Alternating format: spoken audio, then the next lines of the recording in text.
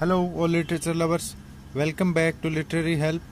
Today we are going to see the summary of Thomas Hardy's novel Far From Meddling Crowd. ये Thomas Hardy का fourth novel है।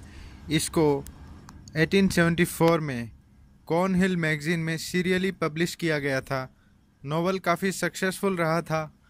Hardy के Wessex novels की series का ये first novel था। Love, marriage और धोखा इस नॉवल की मेन थीम्स हैं। इंग्लैंड में रूरल लाइफ और फार्मर्स की कंडीशंस को ये नॉवल हमारे सामने रखता है। ये कहानी है बाथशेबा एवरडीन नाम की एक खूबसूरत लड़की की और उसके 3 लवर्स की जो उसे पाने की कोशिश करते हैं। प्रेजेंट टाइम में ये नॉवल बहुत पॉपुलर है और इसे बेस्ट लव स्टोरीज़ में भी गिना जाता है। इंग्लैंड के गांव और किसानों की ज़िंदगी की डिटेल्स को बड़ी बारीकी से हार्डी नॉवेल्स के ज़रिए हमें बताता है। गैब्रियल ओक एक यंग शेफर्ड है, यानी वो भेड़ें चराता है। उसने अपनी ज़िंदगी भर की बचत और एक लोन की मदद से एक शीप फार्म किराए पे लिया है। उसके पड़ोस में बाथशेबा नाम की एक खूबसूरत लड़की अपनी आंट मिसिस हेस्ट के पास रहने आई है। बाथशेबा गैब्रियल से 8 साल छोटी है। धीरे धीरे उन दोनों में दोस्ती हो जाती है। बाथशेबा एक दिन गैब्रियल की जान भी बचाती है, वरना उस रात गैब्रियल झोंपड़ी में धुएं से घुट के मर जाता। गैब्रियल उसे पसंद करता है और प्यार करने लगता है। वह बाथशेबा के घर जाके उसे शादी के लिए प्रपोज करता है, मगर उसे इनकार मिलता है। बाथशेबा को गैब्रियल से ज़्यादा अपनी आज़ादी प्यारी है। इस रिजेक्शन से वह शर्मिंदा हो जाता है और गैब्रियल का और भी ज़्यादा ख़राब वक्त आता है जब वह भेड़ों की रखवाली करने के लिए एक नया कुत्ता रख लेता है और वो कुत्ता एक दिन भेड़ों को भगा के पहाड़ों की तरफ ले जाता है, जहाँ से गिर के सारी भेड़ें मर जाती है। गैब्रियल बर्बाद हो जाता है और अपना सब कुछ बेच के अपना कर्जा चुका देता है, लेकिन अब उसके पास एक पैसा भी नहीं बचा है। वह नौकरी ढूंढने के लिए कास्टरब्रिज टाउन आता है। वहाँ उसे जॉब नहीं मिलता है। फिर वो शॉर्ट्सफोर्ड जाता है। रास्ते में वेदरबेरी नाम के एक गांव में एक खेत में उसे खतरनाक आग लगी हुई नज़र आती है। वो कुछ लोगों की मदद से वो आग बुझा देता है। फार्म की मालिक उसे शुक्रिया कहने आती है और उसके चेहरे पे नकाब है। गैब्रियल उससे पूछता है कि क्या आपको अपनी भेड़ें चराने के लिए किसी शेफर्ड की ज़रूरत है, तो वो गैब्रियल को काम पे रख लेती हैं। जब वो पर्दा हटाती है तो पता चलता है कि वो बाथशेबा है। हुआ यूं कि बाथशेबा को उसके अंकल के मरने के बाद उसकी सारी जायदाद मिल गई और वो अचानक से अमीर बन गई। इसलिए वह वेदरबेरी आ गई। वह फार्म को अकेले ही हैंडल कर रही है और अब वो काफ़ी अच्छी फार्मर बन चुकी है। बाथशेबा को अब एक नया कद्रदान मिल चुका है जिसका नाम है विलियम बोल्डवुड। बोल्डवुड 40 साल का एक अमीर और हैंडसम फार्मर है। एक दिन बाथशेबा उसके साथ एक शरारत करती है और एक वैलेंटाइन यानी कार्ड पे मैरी मी लिख के उसे भिजवा देती है।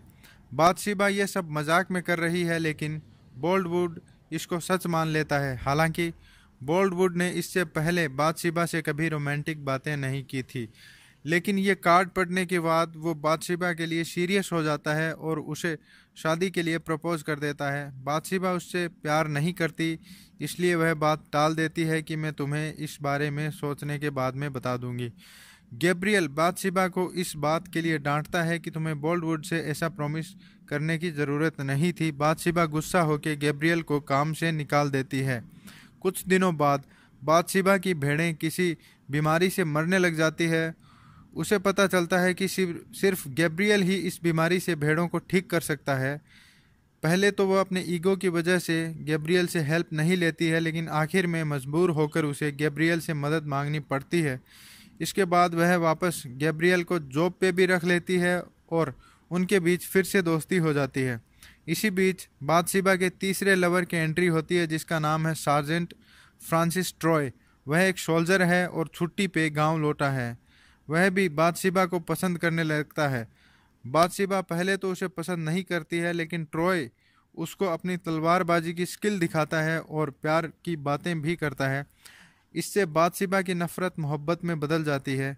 गैब्रियल को पता चलता है कि बाथशेबा उस सोल्जर ट्रॉय में इंटरेस्टेड है, तो वह उसे रोकने की कोशिश करता है, क्योंकि उसे ट्रॉय के कैरेक्टर और उसकी हकीकत का पता है। वह कहता है कि इससे अच्छा तो तुम बोल्डवुड से ही शादी कर लो। बोल्डवुड को ट्रॉय का पता चलता है तो वो ट्रॉय पे आग बबूला हो जाता है। बाथशेबा गांव छोड़ के बाथ नाम के शहर चली जाती है ट्रॉय को अलर्ट करने। ट्रॉय वहां पे गया हुआ था। बाथशेबा को यह डर था कि वो वेदरबेरी में रहेगी तो ट्रॉय उससे मिलने आएगा और इससे ट्रॉय की जान को खतरा हो सकता है। उधर बाथ में ट्रॉय बाथशेबा को शादी के लिए राजी कर लेता है। जब वे वापस आते हैं तो बोल्डवुड ट्रॉय को बाथशेबा से दूर रहने के लिए बड़ी रिश्वत देने की कोशिश करता है। ट्रॉय कहता है कि मैंने तो बाथशेबा से ऑलरेडी शादी कर ली है। इस बेइज्जती से गुस्सा होकर बोल्डवुड बदला लेने की ठान लेता है। कुछ दिन बीत जाते हैं और बाथशेबा को ट्रॉय की हकीकत पता चलती है कि वो एक जुआरी है और उसे खेती में कोई इंटरेस्ट नहीं है, और सबसे बड़ी बात यह कि वो उससे प्यार भी नहीं करता है। असलियत यह है कि ट्रॉय फैनी रॉबिन नाम की एक लड़की से प्यार करता है। फैनी पहले बाथशेबा के पास नौकर हुआ करती थी, लेकिन गैब्रियल के आने के बाद वो चली गई थी। बाथशेबा से पहले ट्रॉय की शादी फैनी से फिक्स हो गई थी, लेकिन शादी वाले दिन फैनी गलती से किसी दूसरे चर्च में चली गई थी और ट्रॉय उसका इंतज़ार करता रहा। इस बात से नाराज़ होकर ट्रॉय ने उससे शादी तोड़ दी थी, और जब वे जुदा हुए तो फैनी प्रेग्नेंट थी और ट्रॉय को इस बात का पता नहीं था। एक दिन ट्रॉय और बाथशेबा फैनी को सड़क पे देखते हैं। वह कास्टर ब्रिज की तरफ किसी फैक्ट्री में जा रही थी। ट्रॉय कुछ पैसे देकर उसकी हेल्प करता है। फैनी बहुत बदहाली में है और बहुत परेशान है। कुछ घंटों बाद फैनी बच्चे को जन्म देते वक्त मर जाती है और उसका बच्चा भी मर जाता है, और माँ और बच्चे को कॉफिन यानी बक्से में बंद करके वेदरबेरी लाया जाता है दफनाने के लिए।